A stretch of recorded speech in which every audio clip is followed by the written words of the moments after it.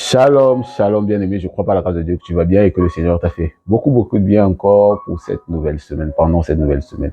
J'aimerais qu'ensemble puissions lui dire merci pour sa bonté, sa bienveillance, sa présence dans nos vies. Tendre Père, nous sommes reconnaissants et nous disons merci, infiniment merci. Merci parce que tu nous as fait la grâce d'appartenir au Dieu vivant, au Dieu présent au milieu de nous, le Dieu présent en nous et au milieu de nous. Merci Seigneur de ce que tu fais de nous tes enfants. Plusieurs ont des dieux qui ont des yeux mais qui ne voient pas, qui ont des oreilles et qui n'entendent pas, qui ont une bouche et qui n'émettent aucun son. Mais nous avons la grâce d'appartenir au Dieu vivant, au Dieu présent en nous et avec nous. Nous sommes reconnaissants et nous te disons merci pour le privilège que tu nous donnes d'être appelés enfants de Dieu.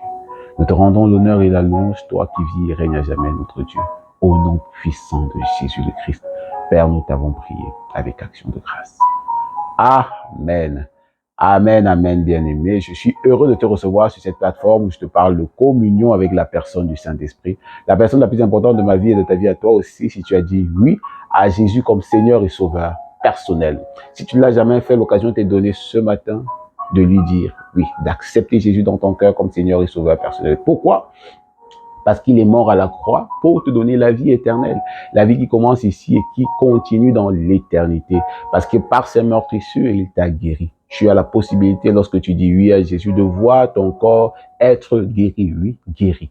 Donc, tu devrais dire oui à Jésus parce qu'il a fait des choses extraordinaires à la croix pour toi et pour moi. Amen. Amen. Comme je te l'ai dit, je te parle de communion avec la personne du Saint-Esprit, d'intimité avec la personne du Saint-Esprit. Mon but est de t'aider à progresser, à grandir dans ton intimité, dans ta relation personnelle avec le Saint-Esprit. Et donc, la semaine dernière, nous avons parlé de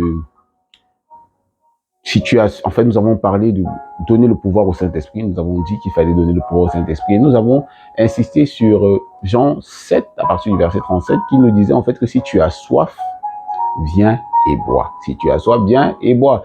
Et il était important pour nous de passer du temps dans la présence de Dieu. Il était important pour nous de mettre à part du temps pour lui, pour passer du temps avec lui. Pourquoi? Parce que plus on devrait passer du temps avec lui, plus on devrait lui ressembler. En fait, viens et bois, viens et passe du temps dans sa présence, viens et communie avec la personne du Saint-Esprit, parce que c'est lui qui doit produire la vie au travers de toi. Plus tu veux passer le temps avec l'amour, plus je veux manifester l'amour. Plus je veux passer du temps avec la personne la plus sage de l'univers, plus je veux manifester la sagesse. En fait, de manière générale et ramassée, c'est un peu ce qu'on se disait la semaine dernière. Et pour cette semaine, nous allons continuer dans la même dynamique avec le Saint-Esprit, la fusion, l'intimité, la communion, la communication avec la personne du Saint-Esprit, la personne la plus merveilleuse que je connaisse et dont je voudrais te parler encore ce matin. Et pour ce matin particulièrement, nous allons lire le texte de Éphésiens 5 à partir du verset 18, du moins du verset 18, qui nous dit en fait de ne pas nous énivrer. Ne vous énivrez pas de vin, c'est de la débauche, mais au contraire, soyez remplis du Saint-Esprit. Ne vous énivrez pas de vin, c'est de la débauche, mais au contraire, soyez remplis du Saint-Esprit. En fait, pour ce matin, nous allons voir déjà pourquoi être rempli du Saint-Esprit. Pourquoi être rempli du Saint-Esprit? Et certainement, dans les semaines à venir, nous allons voir comment faire pour être rempli du Saint-Esprit. Mais déjà, sur le pourquoi être rempli du Saint-Esprit, parce qu'en fait, il est important d'être rempli du Saint-Esprit parce que c'est ce qui te remplit qui te conduit. Tout à l'heure encore, lorsqu'on a lu, on a dit ne vous énivrez pas de vin, c'est de la débauche. Parce que si tu es rempli de vin, le vin va te conduire. Si tu es rempli de vin, le vin va t'amener dans des endroits où tu n'as même pas aidé. Ça va te faire des choses dont tu n'as même pas aidé.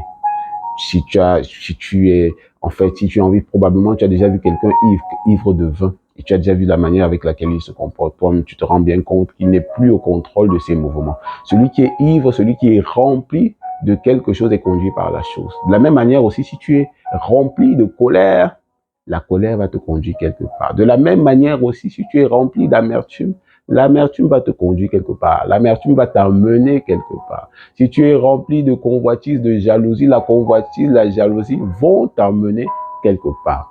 Mon point est de te dire ce matin que ce qui te remplit te conduit. Ce qui te remplit te conduit. Et la Bible nous dit de ne pas nous enivrer de vin, c'est de la débauche. Mais au contraire d'être rempli du Saint-Esprit.